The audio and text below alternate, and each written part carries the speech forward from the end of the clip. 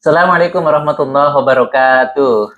Jumpa lagi bersama kita dalam program acara Sering Sharing. Sharing dengan biar nggak ada yang keberatan. Alhamdulillah siang hari ini kita kedatangan tamu istimewa, Ustadz muda, akademisi, dan juga beliau ini pakar dari fikih di Indonesia. Apalagi kalau bukan Al-Ustadz Muhammad Hanif Lutfi Mutohar, MAG, Ustadz ya. Siap. Kita tambahin Muhammad ini, Ustadz. Masya Allah. Sehat Ustadz ya? Alhamdulillah sehat. Masya Allah, Masya Allah. Di kesibukan beliau yang sangat amat padat dan juga luar biasa, hari ini beliau berkenan hadir untuk bersama kita, tentunya dengan bahasan-bahasan yang mudah-mudahan nanti dapat memberikan manfaat untuk kita semua.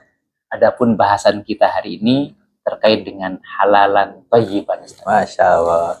Kan dalam Al-Quran kita tuh diamanahkan, makan dan minumlah kalian dari yang halal dan juga thayyib. Kalau masalah halal kan mungkin semuanya sudah mafhum. Bahwa halal itu ya pokoknya segala sesuatu yang tidak menimbulkan keharaman lah bahasanya itu ya halal. Makanya di sini mungkin bisa kita bahas halal itu sebenarnya apa sih? Siap, bagus. Lalu kemudian kenapa harus disambung dengan thayyib dan Betul. apa nanti implikasinya terhadap kehidupan kita? Ini bagus nih ya, karena kalau halal thayyib berarti ngomongin makanan ini ya. Yes. Oh masih siang. Masih siang. Ini Ustadz, dua hal ini penting untuk kita bahas ya, halal dan thayyib. Cuma saya pengen bahas halalnya dulu nih sebelum thayyibnya, dan bicara mengenai makanan. Berarti variabel kita ada 3 Ustadz ya. Halal ini orang suka salah paham Ustadz. Bahwasanya halal itu cuma makanan. Ya. Makanya kemarin sempat viral sonhurek. Oke. Beberapa yang pro sonhurek bilangnya kan nggak makanan, nggak dimakan, ngapain halal haram gitu kan ya. Sebenarnya hal itu adalah tidak haram. Ya, haram itu tidak halal gitu ya. Cuma yang menarik gini Ustaz, hukum fikih itu disebut dengan hukum taklifi namanya. Kenapa disebut hukum taklifi? Karena dia masuk kepada mukallaf. Dan hukum taklifi yang kita kenal kan ada 5 nih. Wajib, sunnah, mubah, makruh, dan haram. Haram masuk hukum taklifi dalam fikih. Tapi halal nggak masuk. Yang ada mubah. Pertanyaannya lah, halal itu hukum atau tidak? Sebenarnya halal itu adalah sebuah pertanda kalau itu tidak haram. Bener ya? Betul. Tapi tidak haram itu hukumnya apa? Jawabannya macam-macam. Ada yang makruh, ada yang mubah, ada yang sunnah, bahkan mungkin ada yang wajib. Ini yang pertama dulu. Ya, artinya halal itu indikator kalau dia tidak haram. Hanya saja yang lebih penting lagi adalah halal ini sebenarnya hukum yang masuk kepada perbuatan kita terhadap benda. Bukan hukum kepada benda. Makanya kalau ditanya, minuman ini hukumnya apa? Jawabannya halal, tapi yang halal bukan makanan, minumannya bukan. Tapi perbuatan kita meminumnya. Perbuatannya. Karena kalau minuman ini kok saya lempar ke antum, jadi haram. Jadi haram. Jadi yang haram bukan minumannya, tapi melemparnya. Makanya ini jadi ambigu Ustaz. Hari ini ada nih kerudung halal. Ya, terus kaos kaki halal. Ini maksudnya apa? Kita kadang-kadang nggak bisa membedakan antara halal dan najis. Kaidahnya gini dalam makanan ya. Yang najis haram dikonsumsi. Tapi yang haram dikonsumsi belum tentu najis. Makanya di Indonesia unik Ustaz. Uniknya gini, obat nyamuk, salah satu mereknya yang terkenal gitu ya, itu kalau antum cek nih, di logonya ada halalnya. Pertanyaannya, berarti halal diminum nggak? Alkohol 70% Ustaz, di Indonesia ada fatwa halalnya. Tapi ini yang nanti harus dipastikan ya, halal itu adalah hukum yang masuk kepada perbuatan kita sebagai manusia, bukan kepada benda. Maka bisa jadi bendanya sama tapi hukumnya berbeda. Ibu kita halal nggak? Tidak halal dinikahi, tapi halal berduaan. Anjing haram nggak? Haram dikonsumsi, disentuh nggak haram, kan gitu ya. Dipegang nggak haram, tapi najis. Nah, makanya ini halal penting nih Ustaz. Hanya saja halal adalah hukum menghukumi perbuatan kita terhadap suatu benda. Hanya saja dalam makanan ini lebih ditekankan lagi. Karena kita harus makan yang halal. Konsekuensinya apa? Dunia akhirat. Kalau dunia itu biasanya yang haram itu menyebabkan hal-hal yang tidak baik. Baik sisi fisik, psikis, atau apapun. Itu biasanya begitu. Ini hikmahnya. Ya, misalnya nih, haram. Ya. Kenapa? Karena berbahaya untuk tubuh. Kan gitu ya. Ya. Oke, babi haram. Walaupun hikmahnya apa? Wawalam. Yang penting Allah haramkan gitu aja. Karena bisa jadi enak-enak bagi sebagian orang. Ya. Ya. Tapi hukum halal haram ini dibahas dalam fikih, namanya fikih kuliner. Oke. Ya. Kalau konsekuensinya apa? Kita lihat Ustadz. Kesalahan pertama itu gara-gara salah makan. Ya, sepakat. Nabi Adam itu kan boleh makan apa aja, tapi jangan deketi ini ya. Malah dimakan, deketi aja nggak boleh kok. Gitu. Tapi apakah itu Nabi Adam salah? Jawabannya salah. Tapi itu takdir dari Allah untuk Nabi Adam turun dari dunia. Kalau di dunia berarti memang lebih banyak lagi yang tidak boleh dimakan. Karena konsekuensinya kalau makan yang haram, dalam hadis dikatakan tubuh yang tumbuh dari sesuatu yang haram itu neraka lebih pantas buat dia daripada surga. Saya itu mengibaratkan gini Ustaz. Kita itu masuk bandara Ustaz ya. Kan ada metal detektor nih. Kalau masih ada yang metal di tubuh kita kan suruh lepas Ustaz. Ya. Kita itu bedanya banyak. Ya, pahalanya banyak, sedekahnya banyak. Tapi kalau pernah makan yang haram itu nanti akan bunyi itu. Namanya dosa detektor Ustaz. Yes. Masuk titit gitu ya. Ya. Mohon maaf Pak, Bapak pahalanya banyak, ya uang sakunya banyak, ya sudah jadi calon ahli surga. Tapi kok bunyi ini ada apa, gitu ya? Ternyata pernah makan sesuatu yang haram, baik ibadatnya maupun caranya. Maka kalau dia Muslim sudah dapat kunci surga, dia ditahan dulu untuk melepaskan sesuatu yang haram. Kalau banyak beda dengan sedikit. Kalau sedikit mungkin dipotong, kalau banyak dibakar. Kalau banyak langsung dibakar. Makanya Muslim yang masuk neraka itu asumsinya sedang membakar sesuatu yang haram, karena di surga tidak boleh masuk sesuatu yang haram dari dunia. Ini konsekuensi di akhirat. Kalau di dunia banyak, ya diantaranya bisa jadi mempengaruhi akhlak dari kita maupun keturunan kita. Walaupun variabel akhlak ini banyak sekali, nggak cuma makanan Ustaz. Ya artinya ada orang yang makan babi tapi baik banget, mungkin Ustaz ya. Banyak gitu. Ada orang yang makanannya halal tapi nggak baik. Tapi bukan karena itu saja gitu. Tapi bisa jadi ya ketika kita berdoa kepada Allah, dalam hadis dikatakan orang ini ternyata nggak mustajab. Doa ya Allah semoga anaknya soleh, ternyata nggak mustajab. Terhalang ya. Karena terhalang sinyalnya doanya. Ini konsekuensinya begitu, Ustaz. Ini kalau halal. Masya Allah. Lalu terkait dengan thayyib. Nah, ini kan ada kaitannya gitu kan, selain halal kan juga thayyib. Nah, ini maksudnya apa? Kok kemudian Allah menyambungkan harus halal dan juga thayyib? Thayyib itu apa sih Ustaz? Apakah sama dengan khair? Apakah sama kemudian dengan albir? Ataukah sama dengan hasan dan lain sebagainya? Kan pengertian baik itu penggunaan atau padan katanya kan sangat luar biasa banyak. Lalu kenapa kosakata yang diambil oleh Allah Subhanahu wa taala ini thayyib? Mungkin apa hikmah yang bisa kita ambil dari baliknya? Sebenarnya Ustaz, halal itu ya thayyib. Thayyib itu halal. Seperti iman dan Islam. Islam dan iman. Kalau disebut berbeda berarti sama. Tapi kalau disebut bersamaan pasti ada bedanya. Nggak mungkin ada dua kata yang terulang tapi maknanya sama persis. Ya, makanya halal adalah thayyib, thayyib adalah halal. Tapi thayyib itu halal plus Ustaz. Ya, secara bahasa memang thayyib itu diterjemahkan baik. Cuma baik itu kan ada hasanun, ya tadi antum sebutin ya. Tapi gini bedanya, hasan itu keadaan yang baik. Khair itu kebaikan yang ada bandingannya. As-sholatu khairun minan naum. Ya, fastabiqul khairat. Ya, ada yang bandingannya lah. Ya. Kalau birrun itu biasanya dari bawah ke atas, Ustaz. Anak ke orang tua, manusia ke Tuhannya. Itu birrun. Ma'ruf, kebaikan yang menjadi kewajaran bersama, diketahui bersama. Maka dari kata arafa ya'rifu bahwa ma'ruf gitu kan. Kalau jayyid biasanya kualitas. Biasanya ya. Jayyid jidan itu kan kualitas tuh ya, dari quality gitu kan. Ada juga misalnya soleh. Kita berdoa kepada anak semoga jadi anak yang baik, bahasanya soleh. Amal ya soleh. Soleh itu artinya Ustadz sesuai. Bisa jadi baik tapi nggak sesuai. Baca Quran baik, sholat baik. Tapi kalau sujud baca Quran nggak sesuai, karena dilarang Nabi. Apalagi di toilet nggak boleh. Gitu. Itu soleh. Cuma bab makanan ini selalu disandingkan dengan thayyib. Ya ayuhan nasu kulu mimma fil ardi halalan thayyiban. Yang sebenarnya Ustaz, baiknya ini memang dari sisi kesehatan. Maka kalau saya terjemahkan thayyibun nafsi itu sebenarnya artinya adalah nyaman, tenang. Ya, maka baik ini artinya baik dari sisi kenyamanan, ketenangan ketika habis memakannya. Karena thayyib ini sifat, Ustadz. Yang disifati tidak cuma makanan nih. Ada 3 setidaknya ya. Nanti ada makanan yang halal thayyib, ada dzurriyyah yang thayyibah, ada kalimah yang thayyibah. Kalimah thayyibah ini kalau dibaca hatinya tenang. Ala bidzikrillahi tatmainnul qulub. Ya, dibaca tenang gitu ya. Kalau dzurriyyah thayyibah itu mirip dengan sakinah. Ketenangan keluarga. Ditinggal kerja, istrinya tenang karena percaya suaminya nggak selingkuh.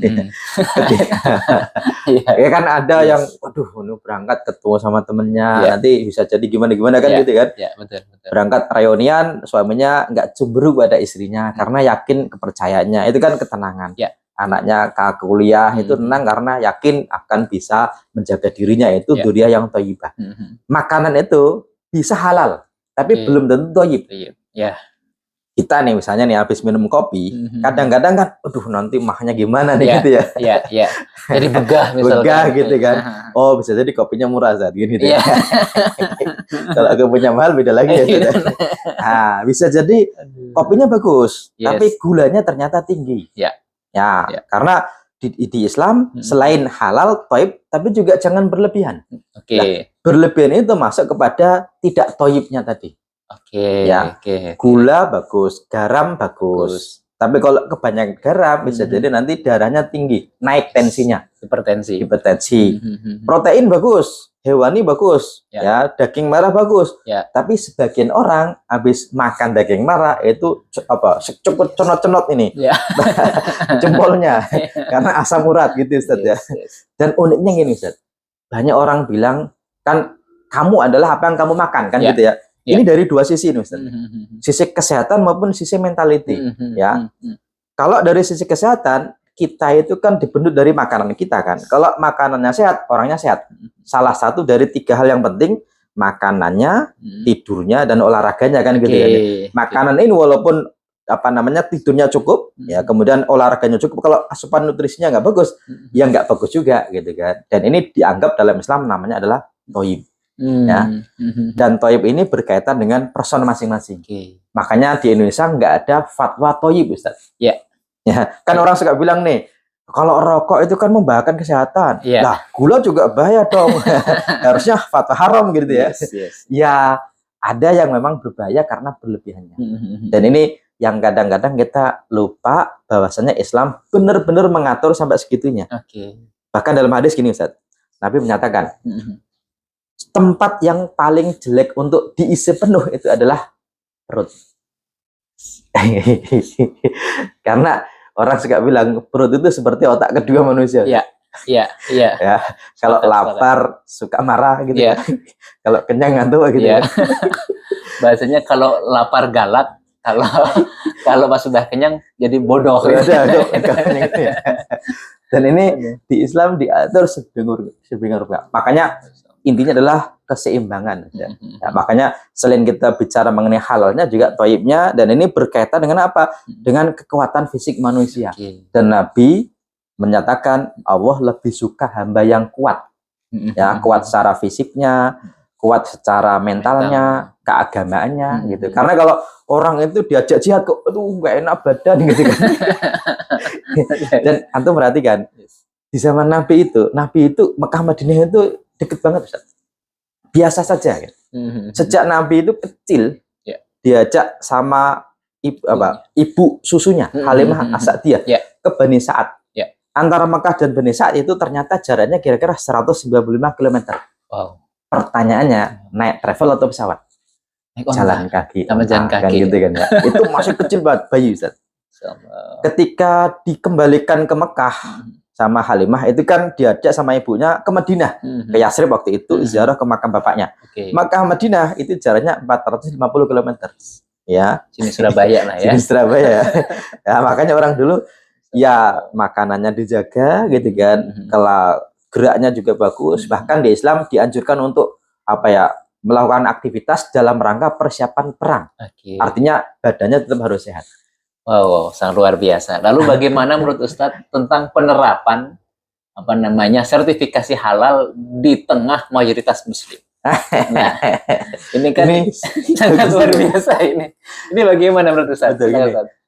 Memang kalau antum umroh ya Ustadz ya, ke Saudi yang negara Muslim, bahkan negara Islam, jarang antum temukan halal, logo halal di makanan.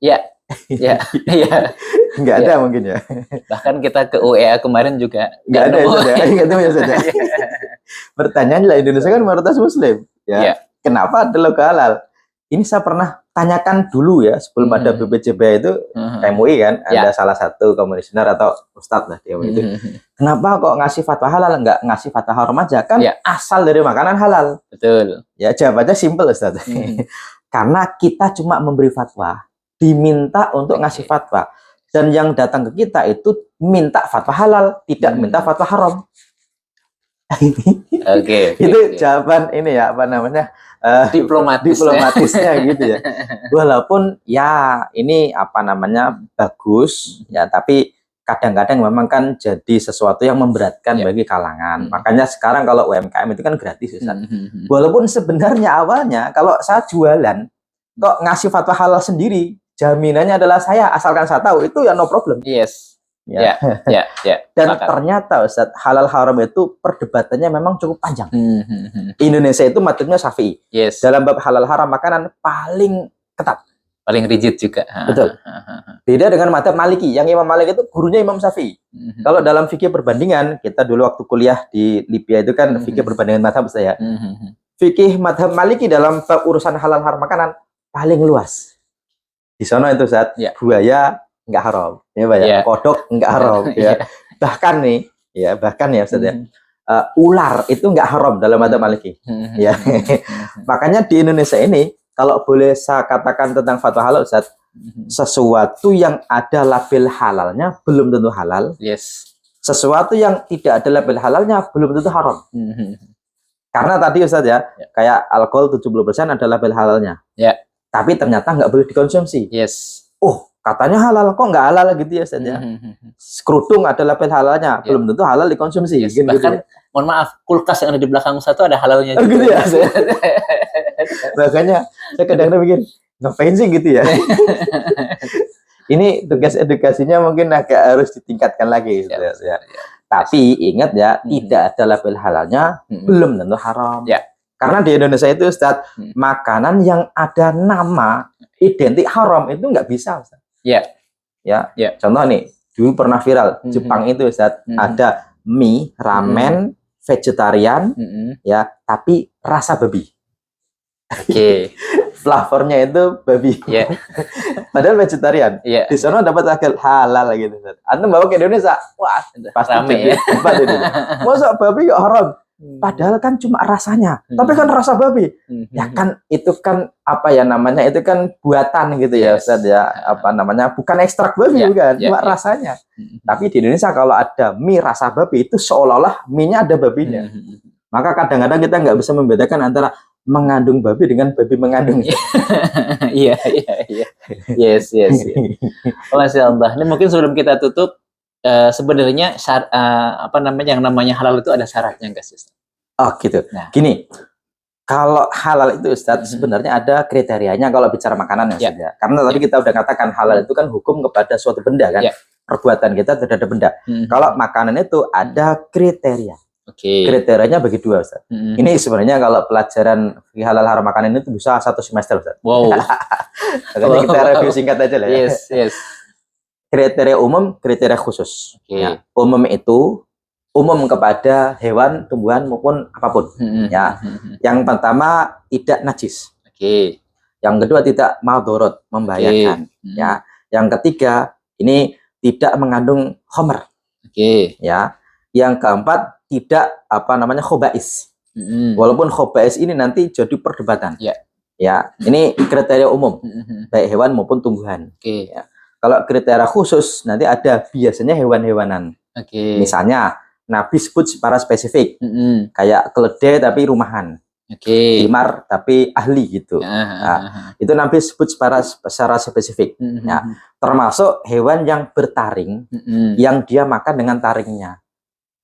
Atau burung atau bangsa burung, tapi dia menerkam dengan apa namanya terkamnya, kukunya gitu kan. Itu dianggap sesuatu yang haram. Termasuk hewan yang diperintahkan untuk membunuh. Atau dilarang untuk dibunuh. Ini termasuk beberapa kriteria yang secara umum termasuk golongan hewan yang haram dikonsumsi. Walaupun turunannya nanti ada banyak perdebatannya. Ya, tetapi secara umum itu. Masya Allah. Mungkin sebelum kita tutup, ada pesan untuk para pemirsa kita agar atau tips agar kita itu bisa menjaga diri atau istiqomah dengan kehalalan dan menjaga diri dari yang haram agar hidup kita ini semakin tentram. Monggo. Bicara mengenai halal Ustadz ya, ini penting banget buat kita karena di kehidupan kita di dunia itu, asalkan yang haram tidak dilakukan, yang wajib tidak ditinggalkan, masuk surga. Ya, karena malaikat mau menghukum nggak ada alasan apapun. Tapi kalau yang haram dikerjakan, dikonsumsi, dilakukan, atau yang wajib ditinggalkan, itu pasti nanti di stop dulu malaikat, tinggal nanti diampuni atau tidak.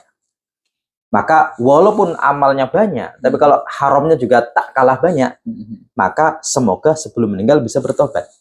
Tapi kalau belum sempat bertobat dan tidak diampuni, maka harus siap-siap, pasti nanti ada pertanggungjawabannya besok di amal. Sangat luar biasa. Mungkin kalau bisa kita simpulkan apa namanya diskusi kita hari ini, sebenarnya sumber penyakit manusia itu hanya dengan lewat mulut kita. Kalau nggak salah makan, dia salah bicara. Itu sumber penyakit. Kemudian kalau kita berbicara tentang apa yang kemudian kita kerjakan hari-hari ini, kalau bisa jangan kemudian sibuk nyari cuan tapi lupa untuk mengejar yang namanya keberkahan. Maka kalau kita lihat tadi, sebenarnya berkah itu membuat apapun jadi bertambah. Kemudian yang halal itu pasti tidak akan menyisakan sesal dan juga menghindarkan diri yang haram itu menjadikan hidup kita tentram. Mudah-mudahan yang sedikit ini senantiasa mendatangkan manfaat. Tetap pantengin terus program acara kita. Sering ringan biar nggak ada yang keberatan. Assalamualaikum warahmatullahi wabarakatuh. Terima kasih banyak Ustaz.